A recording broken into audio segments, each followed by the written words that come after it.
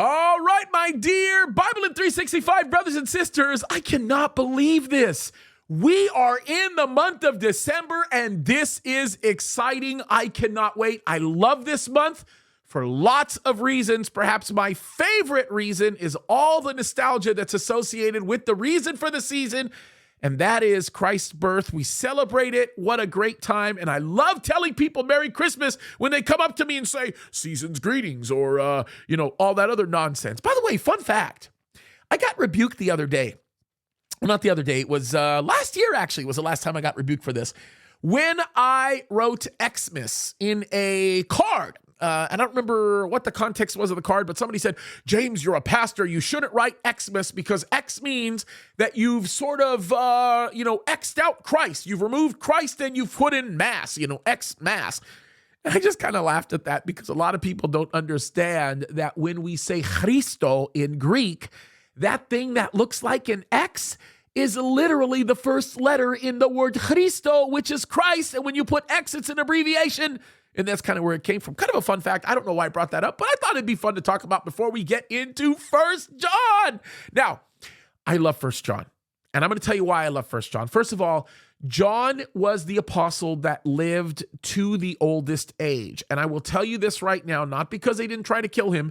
They did try to kill him on multiple occasions. As a matter of fact, when he wrote the book of Revelation, he was undoubtedly in his 90s, and that was after they tried to execute him by boiling him in hot oil, and they did that unsuccessfully, which is why they actually stuck him in the island of Patmos and kind of isolated him from the rest of the world, which interestingly enough is when he wrote his greatest work. Now, we'll talk about that much later because I can't wait to talk about Revelation. You guys are going to be blown away with that summary.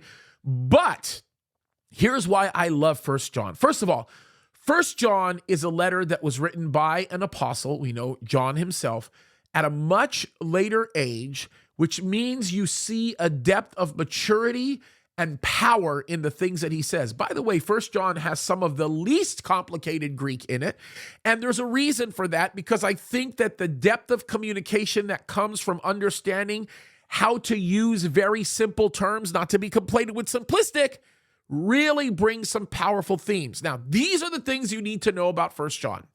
There are two major purposes that I want you to focus on. By the way, there are other purposes for 1 John, but the stated intent of the author was to do a couple of things for those of you that are reading the letter. The first thing is that your joy may be full. Now, a lot of people don't understand this, but in verse 4, John says, and these things write we unto you that your joy may be full. John is telling us one of the purposes of the letter. Now, the idea of your joy being full, meaning that you will be self-contained in your joy. Now, why is that important?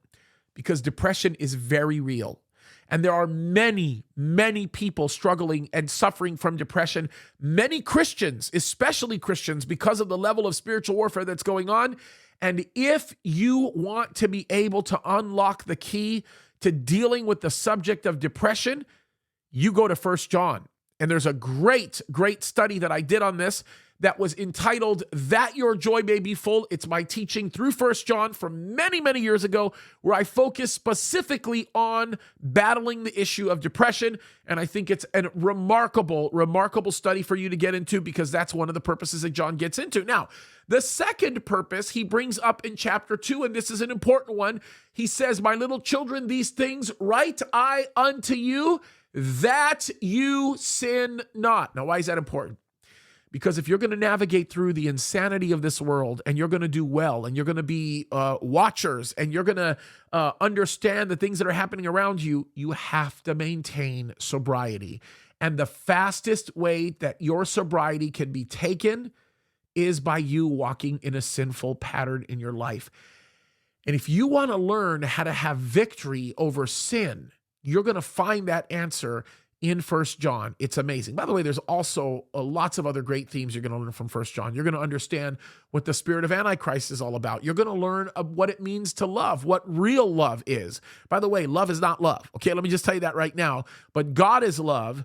And as we get to know God even more and we become closer to him, we develop a better understanding of what all of that means for the glory of God. So hold on to the seat of your pants. I want to encourage you to do two things. Take your time reading through this book.